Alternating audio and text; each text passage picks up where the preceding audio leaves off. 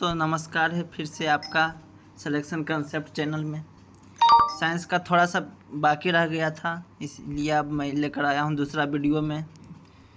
क्या कहता है, द्विसंकर क्रॉस के फलस्वरूप उत्पन्न पौधों का फिनोटाइपिक अनुपात था, कितना था? तो 9:3:3:1।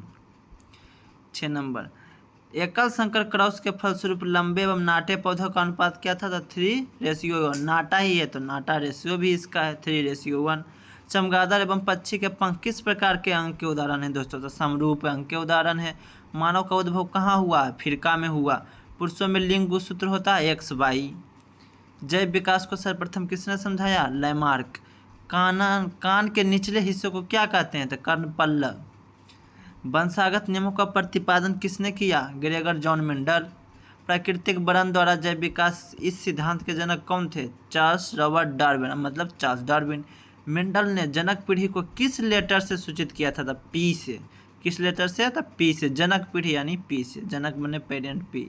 डेंगू उत्पन्न करने वाले मच्छर किस तरह के जल में होते हैं? साफ जल में। दोस्तों ध्यान से देखिएगा, गंदा जल मार देते हैं, साफ जल में डेंगू होता। प्रत्येक गुणसूत्र 2 कुंडली धागों का बना होता है, जिसे क्या कहते हैं? अर्ध गुणसूत्र। मेंडल ने अपने प्रयोग किस पौधे के लिए चुना था? मटर। मटर में कौन सा था? गार्डन मटर। स्त्री में गुणसूत्र दोस्तों XY होता है। स्त्री में XX होता है, पुरुष में XY। मेंडल ने अपने प्रयोगों के लिए कितने विकल्पी लक्षण का अध्ययन किया? 5। शरीर में भोजन का पचना किस प्रकार का अभिक्रिया है? तो उपचयन। मनुष्य का वैज्ञानिक नाम दोस्तों होमोसेपियंस। इंपॉर्टेंट क्वेश्चन आ जाएगा। प्राकृतिक वर्णन द्वारा जैव विकास के सिद्धांत की परिकल्पना किसके द्वारा की गई थी? तो डार्विन। निम्नलिखित में से कौन सही है? कौन सही है मैंने DNA का? तो deoxyribonucleic acid. Gregor John Mendel व्यक्तिगत जीवन में क्या थे? तो पादरी थे। जॉन मेंडल क्या थे? पादरी।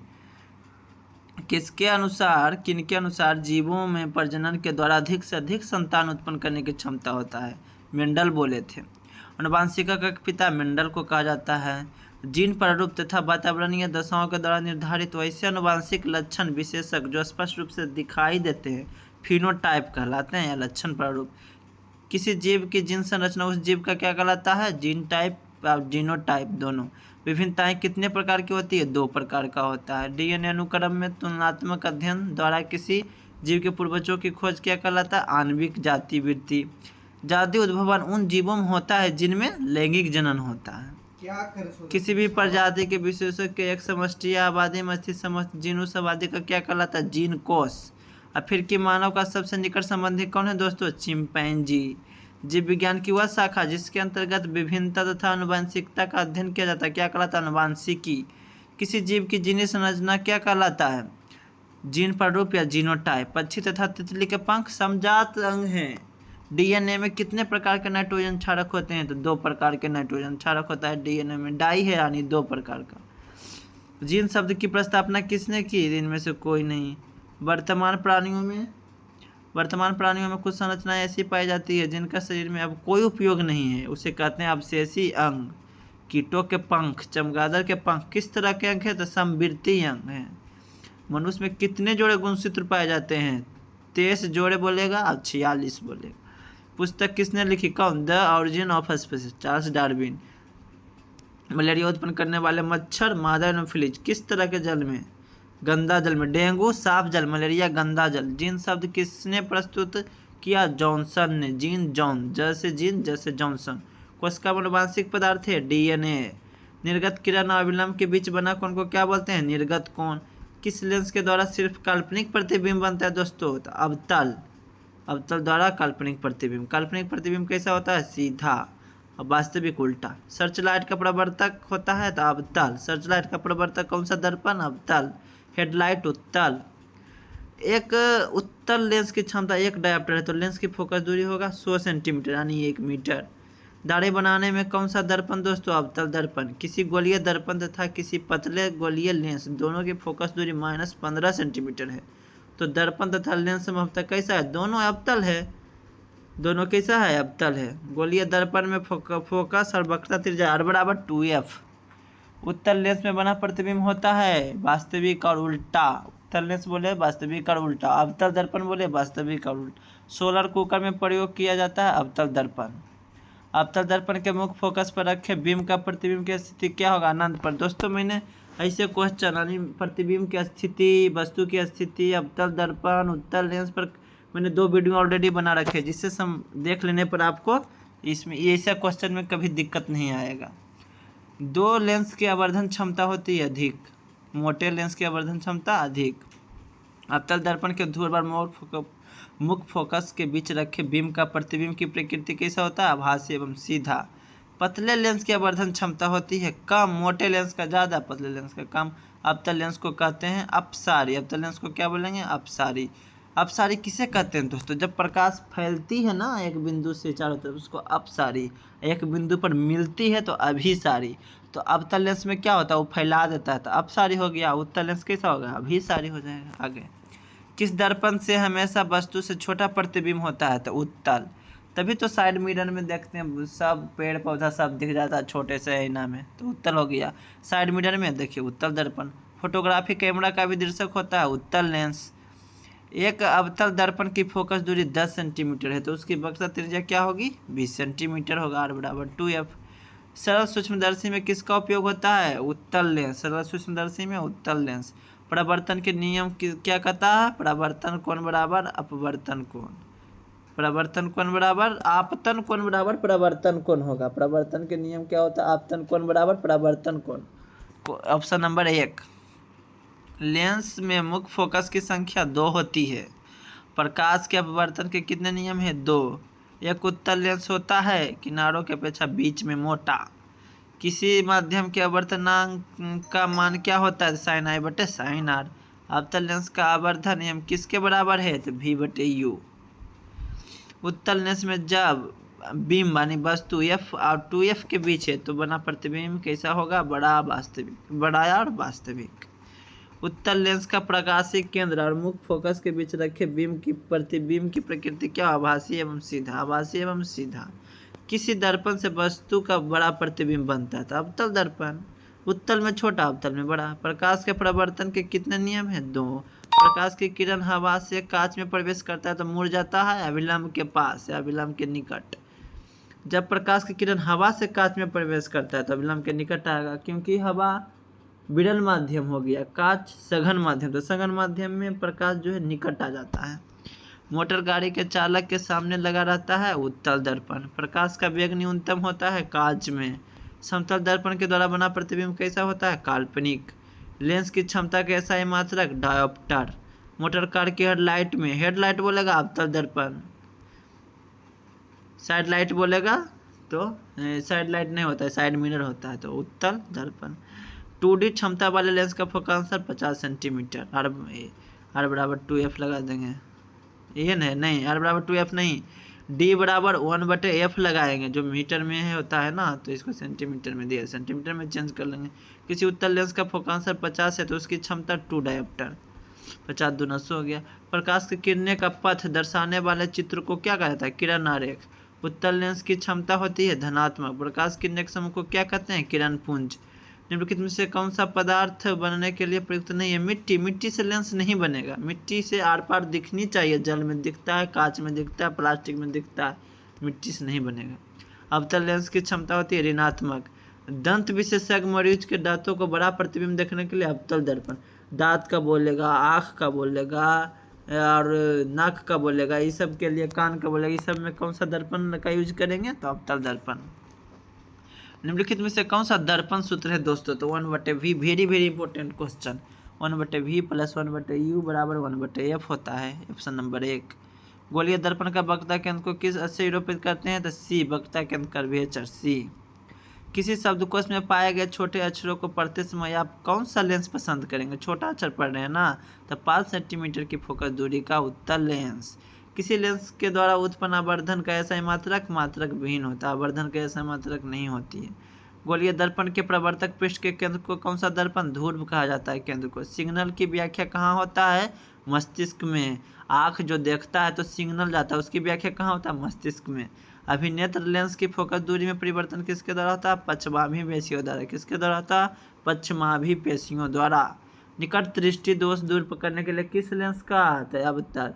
निकट 3 अक्षर का है दोस्तों, तो 4 अक्षर वाला लेंस लगाएंगे, अवतल।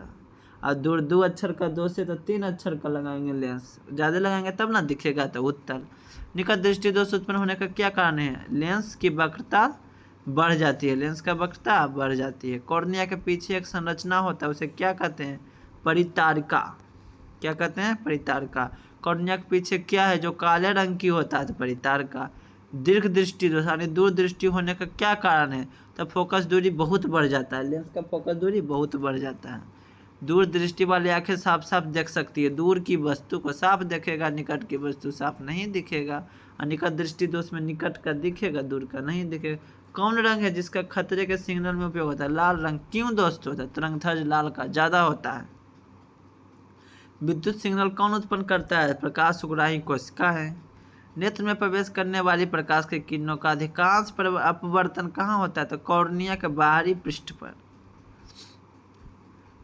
आँख में प्रवेश करने वाले प्रकाश की मात्रा को नियंत्रित कौन करता है? परितारिका।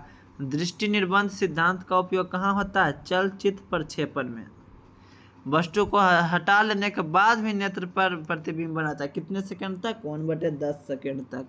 मतलब कह रहा है कि कोई भी चीज़ को आप देखिएगा और उसके बाद भी प्रतिबिंब बना रह जाता है। कितना सेकंड तक? आँख में बंद करने के बाद भी 1/10 सेकंड तक, माने 1 सेकंड का 10वां भाग। नेत्र में किसी वस्तु का बना प्रतिबिंब होता है वास्तविक, उल्टा तथा छोटा। वास्तविक क्योंकि रहता है उत्तल लेंस, इसीलिए वास्तविक, उल्टा तथा छोटा। एक स्वस्थ मनुष्य के लिए निकट बोलेगा तो 25 सेंटीमीटर, दूर बोलेगा तो अनंत। तो इसमें दोनों बोल दिया, तो 25 और अनंत दोनों मारेंगे।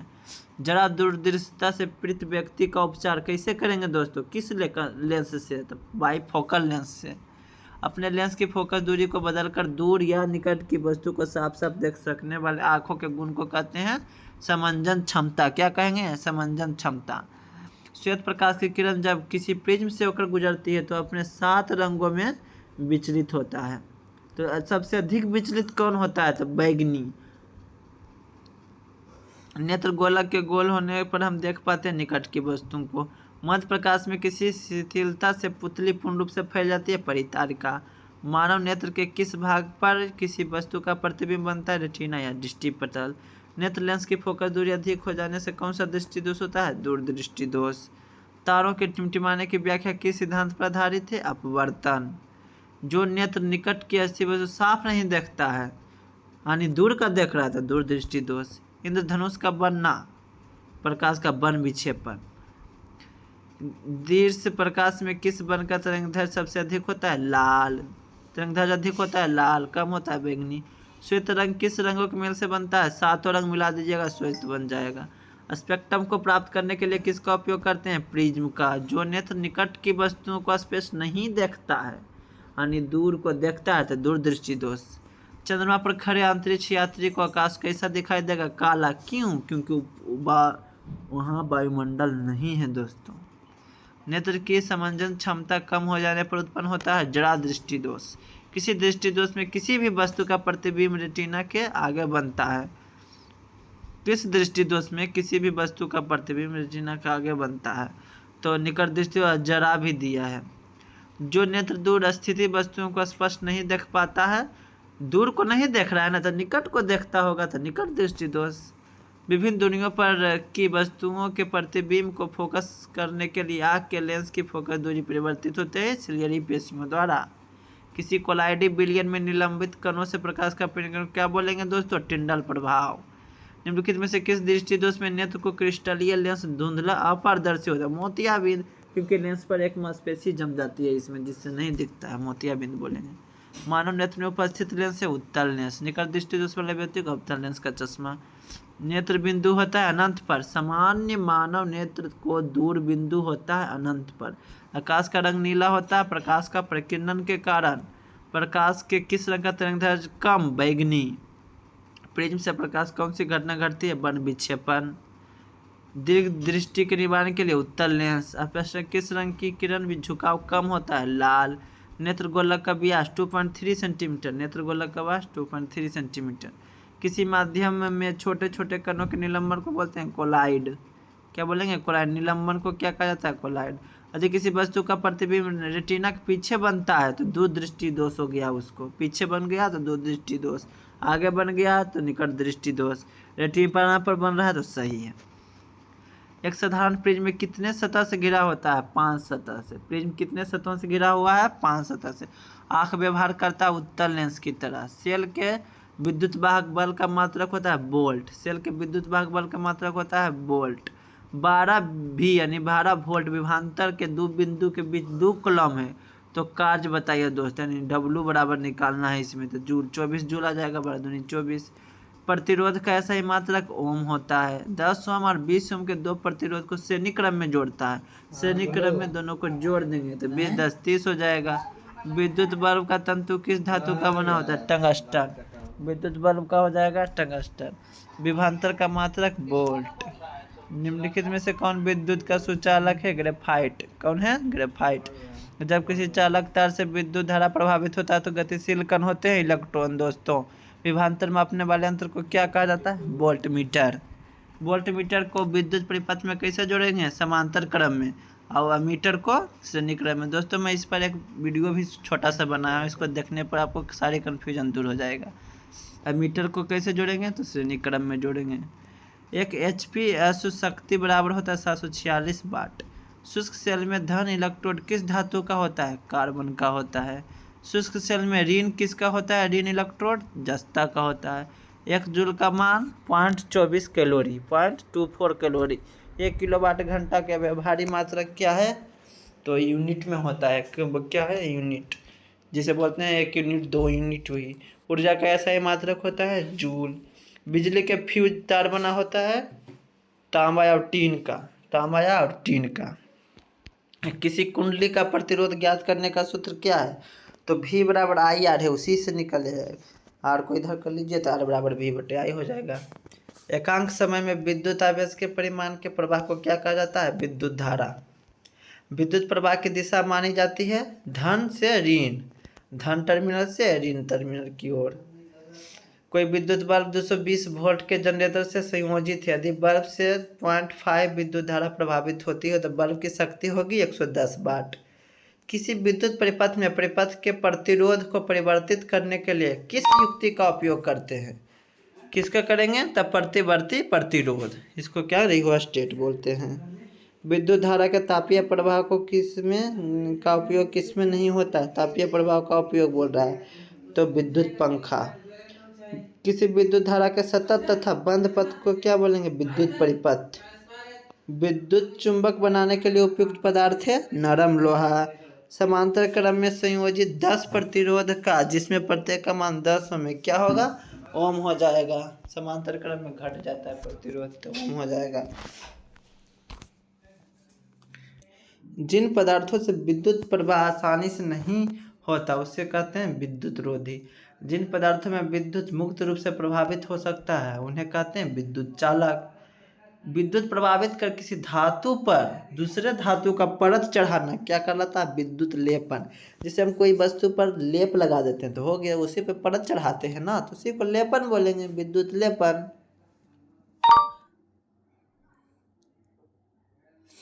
किसी विद्युत बल्ब के तंतु में 0.5 एम्पीयर विद्युत धारा 10 मिनट तक प्रभावित होते हैं। विद्युत परिपथ से कुल आवेश तो Q बराबर IT लगा देंगे दोस्तों। I बोले तो धारा है 0.5 गुने T बोले तो 10 मिनट, इसको सेकेंड में चेंज करेंगे तो 60 से गुना तो 60 × 300 कूलम। बैटरी से किस प्रकार का धारा प्राप्त होता है? DC। बैटरी से DC। किसी बल्ब से 220 वोल्ट पर 2 एम्पीयर की धारा प्रभावित हो रही तो फिलामेंट का प्रतिरोध क्या होगा? तो V बराबर IR लगा देंगे, 110 ओम आ जाएगा। विद्युत धारा उत्पन्न करता है जनरेटर। विद्युत चुंबक बनाए जाते हैं नरम लोहे के। विद्युत हीटर की कुंडली में नाइक्रोम का प्रयोग किया जाता है दोस्तों। किलोवाट घंटा मात्रक है विद्युत ऊर्जा का। 1 वोल्ट कहलाता है जूल प्रति कूलम। धारा में आवेश रहते हैं गति की अवस्था में। स्थिर विद्युत में आवेश होता है विराम। अस्थिर है तो विराम है, धारा है तो गति है। निम्नलिखित में से कौन सा पद विद्युत परिपथ में विद्युत शक्ति को निरूपित करता है? तो IR। क्या होता है? IR। P बराबर VI होता है दोस्तों। विद्युत शक्ति को निरूपित करता है C नंबर D नंबर लिखा है दोनों, D हो जाएगा। P बराबर VI। कौन सा संबंध सत्य है? तो V बराबर IR। 1/R नहीं है, वो IR है लिखा है। आई आर कौन है, V बराबर C नंबर है, V बराबर आई आर। निम्नलिखित में से कौन सा अर्धचालक नहीं है, अर्धचालक नहीं है, पारा, पारा तो चालक है। विद्युत धारा का मात्रक एम्पियर होता है, विद्युत प्रतिरोध का मात्रक ओम होता है। वोल्ट बटे एम्पियर मतलब V बटे आई क्या प्रदर्शित करता है, ओम, यानी V बराबर आई आर ओम प्रतिरोध को बोलते हैं, उसका मात्रक है, वही लिखा है। बोल रहा है 1, 2 और 3 ओम के 3 प्रतिरोध को श्रेणी क्रम में जोड़ेंगे दोस्तों, तो क्या आ जाएगा, तो 6 ओम सबको जोड़ देंगे, 3 2 5 1 6, तो 6 ओम हो जाएगा। श्रेणी क्रम में सीधा जोड़ते हैं, समांतर क्रम में उल्टा करके जोड़ते हैं, ठीक। विद्युत शक्ति का मात्रक वाट होता है। टंगस्टन निम्नलिखित में किस ताप पर पिघलता है, तो 3500 डिग्री पर सेल्सियस पर पिघल जाएगा टंगस्टन, जो बल्ब के तंतु में लगा रहता है। ये दिया है क्वेश्चन। विभव का मात्रक वोल्ट, विभव का मात्रक वोल्ट, विभवांतर का सही मात्रक भी वोल्ट, आवेश का सही मात्रक कूलम्ब।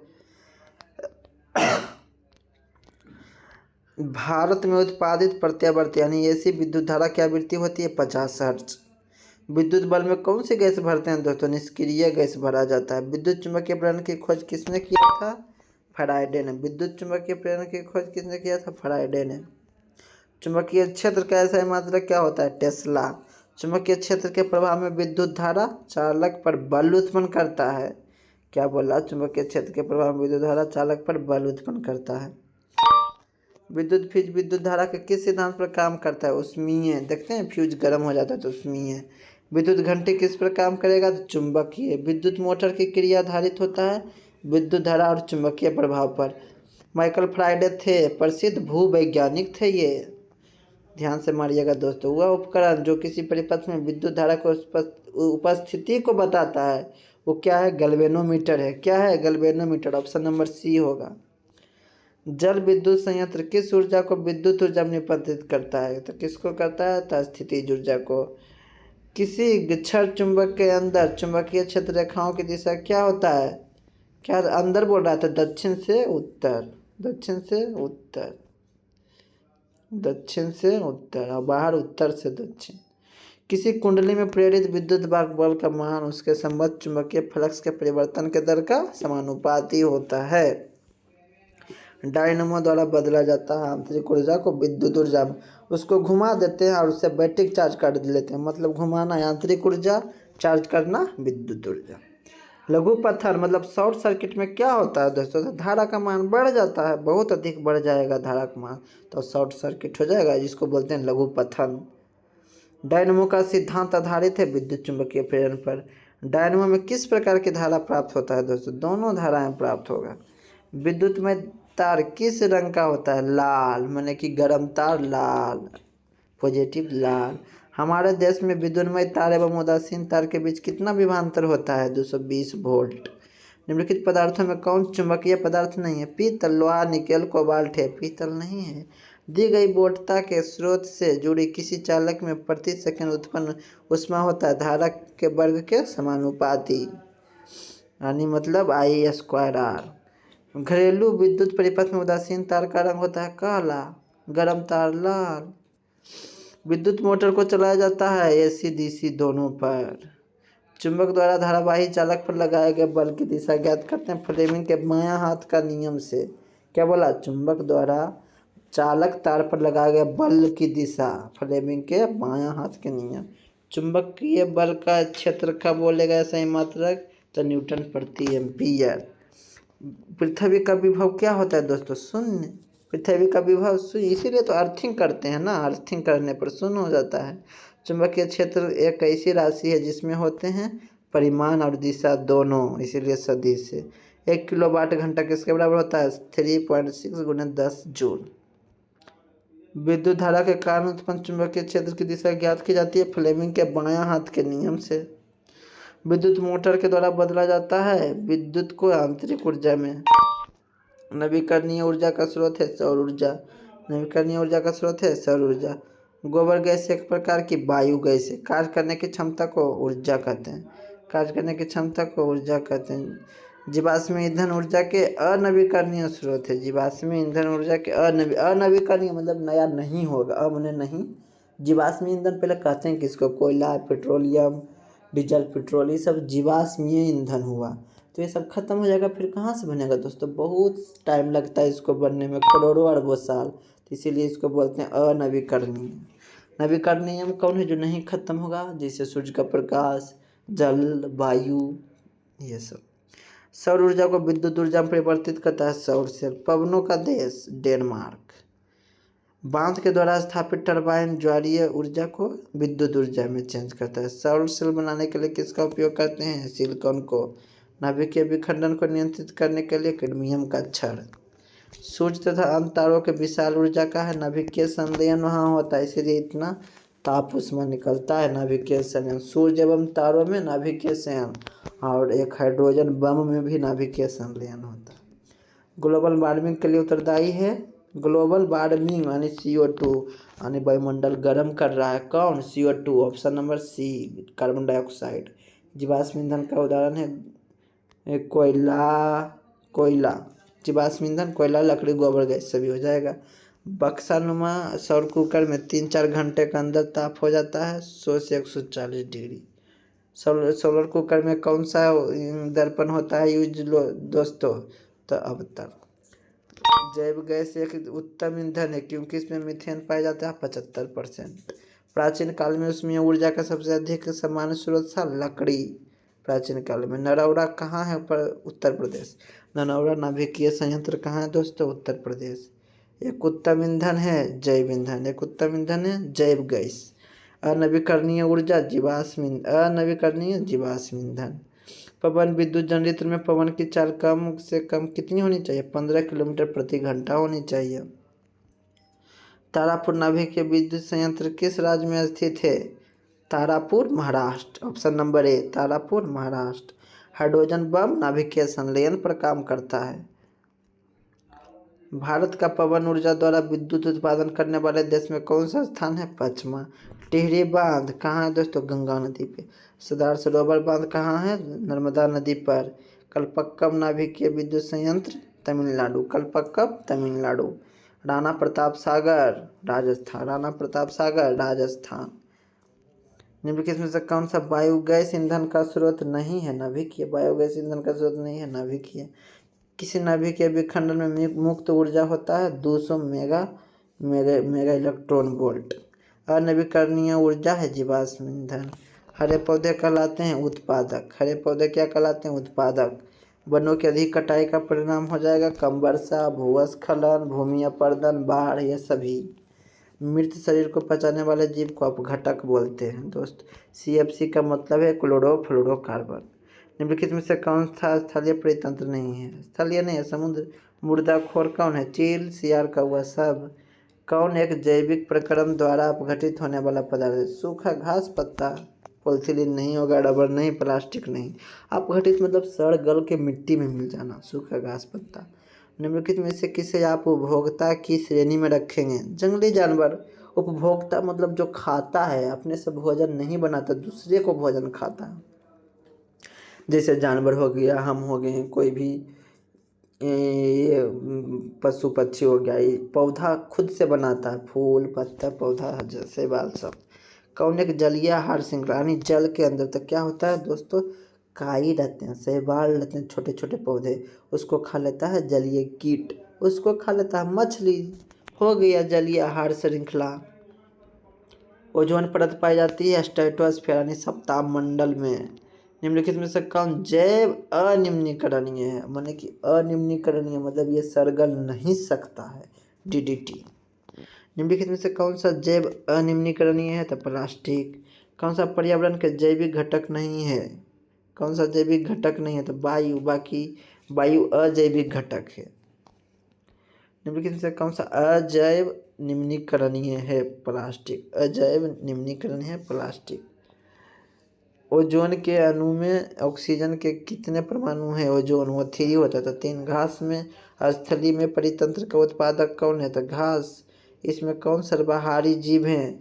B, C दोनों, मनुष्य भी, तलचट्टा भी, सब कुछ खा जाता है। उपभोक्ताओं को कितने श्रेणी में बांटते हैं? 3 श्रेणी में। उत्पादकों पर निर्भर रहने वाले जीव को उपभोक्ता बोलते हैं। जैव अपघटक के उदाहरण है पौधा, मनुष्य दोनों। प्रकृति में ऊर्जा का स्रोत है सूर्य। ओजोन परत महत्वपूर्ण है क्योंकि वह अवशोषित करती है सूर्य से आने वाली खतरनाक पराबैंगनी किरणें को। सौर ऊर्जा जीवमंडल में निम्नलिखित में से किसके द्वारा प्रवेश करती है? हरे पौधे में, जीवों में। उसकी उस सौर ऊर्जा को हरे पौधे लेकर खाना बनाते हैं, उसको हम खा जाते हैं। जीवाणु एवं कवक कहलाते हैं अपघटक। सूक्ष्म उपभोक्ता जीव कहलाते हैं जीवाणु कवक दोनों। पादप खाने वाले जीव को कहते हैं शाकाहारी। वायुमंडल कितने परतों में बटा है? 5 परतों में। पराबैंगनी किरण के कारण मनुष्य में कौन सा रोग होता है? त्वचा कैंसर। सूर्य के द्वारा निकला हुआ पराबैंगनी किरण कौन अवशोषण करता है? ओजोन परत। कौन वन का आहार श्रृंखला है? तो घास को खाता है हिरन, हिरन को खाता है बाघ। Option number B. कौन सा उत्पादक है? तो घास, पेड़ पौधे। किसी पारिस्थितिकी तंत्र में ग्रहण करने वाले होते हैं? तंत्र में ग्रहण करने वाला उत्पादक। कौन आहार श्रृंखला सही है? सांप को खाया घास, को खाया चूहा, चूहा को खाया सांप, सांप को खाया मोर। Option number B. हमारे द्वारा उत्पादित अजैव निम्नीकरणीय कचरा कौन सी समस्या उत्पन्न करेगा? तो नालियों का अवरोध कर देगा, प्रदूषण बढ़ा देगा, मानव शरीर में जैवावर्धन बढ़ जाएगी। तो ऑप्शन नंबर डी इनमें से सभी खतरा करेगा। मानव निर्मित जैव निम्नीकरण क्या है? बायोगैस। बायोगैस जो है जैव निम्नीकरण है, सड़ गल जाएगा, कोई दिक्कत नहीं। वैसे जीव जो जंतु पौधे दोनों का खाते हैं सर्वभक्षी कहलाते हैं। जैव वातावरण में शामिल है। जैव में तो जंतु, पौधे, मनुष्य। जैव में माने जिसमें जान हो। कृत्रिम परितंत्र का उदाहरण है बगीचा खेत। कृत्रिम है ये दोनों, याद रखेगा। बगीचा खेत मानव बनाया है। ऑक्सीजन सभी प्रकार के वायवीय जीवों के लिए आवश्यक है, जबकि भोजन एक, जबकि ओजोन एक क्या है? घातक विष है, ध्यान रखिएगा। O3 से ओजोन होता है, O2 से ऑक्सीजन होता है, तो O3 विष है दोस्तों। परितंत्र के जैविक घटकों की श्रेणियां निम्नलिखित में से कौन है? इनमें से सभी। उत्पादक, उपभोक्ता, अपघटक तीनों जरूरी है। पर्यावरण मुख्य रूप से कितने घटकों बना होता है? 2, जैव अजैव। प्रत्येक परितंत्र होता है गत्यात्मक तंत्र। जीवमंडल में ऊर्जा का एकमात्र स्रोत है सूर्य। वन पारिस्थितिकी तंत्र में हिरन होते हैं प्राथमिक उपभोक्ता। आहार श्रृंखला का निर्माण करता है घास, बकरी, मानव। बी। निम्नलिखित में कौन सा समूह केवल जैव निम्नीकरण पदार्थ है? मैंने कि सड़ने गलने वाला। केक सड़ जाएगा, लकड़ी सड़ जाएगा, घास सड़ जाएगा, और फलों के रस भी सड़ जाएगा, छिलका भी, केक भी, नींबू का रस भी। दोस्तों ये दोनों दे दिया है, सी डी दोनों सही होगा इसमें। अब ये नंबर भी यार सही होगा। घास, पुष्प, चमड़ा भी सड़ जाता है। ओजोन परत पाया जाता है वायुमंडल के ऊपरी सतह मानी समताप मंडल में। पर्यावरण के अंतर्गत आते हैं जलमंडल, स्थल, जैव तीनों आता है दोस्तों। चिपको आंदोलन का मुख्य उद्देश्य वृक्षों को संरक्षण करना है, यानी कटने से बचाना। प्रकृति में पाया जाने वाला सबसे महत्वपूर्ण अजैव संसाधन कौन है? पेट्रोलियम। वे पदार्थ जो जैविक प्रक्रम द्वारा अपघटित हो जाते हैं। जैव निम्नीकरण। वनों के संरक्षण के लिए किन प्रक्रियाओं को नियंत्रित करने की आवश्यकता है? इनमें से सभी। अंधाधुंध कटाई पर रोक लगाइए, अतिचारण पर रोक लगाइए, खनन बंद कीजिए। इनमें से सभी। साल वृक्ष के वन का लगभग 1272 हेक्टेयर क्षेत्र ग्रामीणों द्वारा बहुत बुरी तरह से निम्नीकृत होने से बचाया गया। मिदनापुर में। निम्नलिखित में से प्राकृतिक संसाधन कौन है? जल। प्राकृतिक संसाधन कौन है? जल, मृदा, वन सभी दोस्तों। कोयला तथा पेट्रोलियम परंपरागत ईंधन है जो कि किसके परिवर्तन के कारण बना है? तब प्राणियों के मृत शरीर, वनस्पति, सागरीय प्राणी सभी हो जाएगा। प्राकृतिक जल मार्ग पर जो डैम कंक्रीट अथवा छोटे कंकड़ से बनाए जाते हैं उन्हें क्या कहते हैं? Check dam. अमृता देवी बिश्नोई का संबंध किस वृक्ष के संरक्षण से है? खेजड़ी। जैव विविधता के विशिष्ट यानी हॉट स्पॉट स्थल क्या कहलाते हैं? दावा। क्या कहलाते हैं? दावा। प्रकृति चयन का सिद्धांत डार्विन ने दिया। उभयलिंगी जंतु कौन नहीं है? मछली उभयलिंगी नहीं है। कोलीफॉर्म मनुष्य के शरीर में कहाँ पाया जाता है? आंत में पाया जाता है। जल दिवस 23 मार्च। जैव अनिम्नीकरणीय पदार्थ सब नहीं जलने, ये सब यही है। सीसार से निकले रेडियोधर्मी पदार्थ। जैव निम्नीकरणीय तो मल मूत्र वाहित पेड़ पौधे सब। चिपको आंदोलन सुंदरलाल बहुगुणा। कौन उभयलिंगी जंतु? केचुआ। मैंने नर मादा दोनों एक ही में रहता है केचुआ में। कौन एक भूमिगत जल का उदाहरण है? कुआं। यूरो2 वायु प्रदूषण से संबंधित है। यूरो2 वायु प्रदूषण से संबंधित है। कौन प्राकृतिक संसाधन नहीं है? जीवधारी। भारत सरकार ने बाघ संरक्षण योजना 1970 में बाघ 1970, चिपको आंदोलन 1970, चिपको गंगा कार्य योजना 1985, गंगा कार्य योजना 1985, पर्यावरण दिवस 5 जून, पर्यावरण दिवस 5 जून, शुद्ध जल का पीएच मान 7, शुद्ध जल का पीएच मान 7, कॉलीफॉर्म है जीवाणु, कॉलीफॉर्म है जीवाणु। पर्यावरण को बचाने के लिए 3 प्रकार के आर का प्रयोग है, वो है रिड्यूस, रिसाइकल, रीयूज। टिहरी बांध उत्तराखंड में, टिहरी बांध उत्तराखंड में। गंगा नदी की लंबाई दोस्तों 2525 किलोमीटर, जिसे लगभग 2500 बोला जाता है। निम्नलिखित में से सबसे ऊंचा बांध टिहरी बांध। विश्व में कितने प्रतिशत भाग में जल पाया जाता है? 70 या 71%। निम्नलिखित संसाधनों में किन्हें संपोषित के रूप में उपयोग करने की आवश्यकता है? कोयला, पेट्रोलियम, बनानी संपोषित, यानी कि अगला पीढ़ी को ध्यान में रखते हुए उपयोग करना है दोस्तों, जिससे तैसे बेकार में खर्च मत करो। हिमाचल प्रदेश में स्थानीय सिंचाइयों की व्यवस्था को किस नाम से जानते हैं? कुल्ल। 200 सेंटीमीटर से अधिक वार्षिक वर्षा वाले क्षेत्र को कहते हैं नाम क्षेत्र।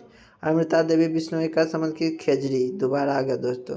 तो यही था साइंस का टोटल जो क्वेश्चन दोस्तों। अगर मेरा क्वेश्चन आपको अच्छा लगा, मेरा वीडियो, तो ज़रूर सब्सक्राइब एवं लाइक और शेयर करें दोस्तों, कि दूसरों का हेल्प मिल सके दोस्तों।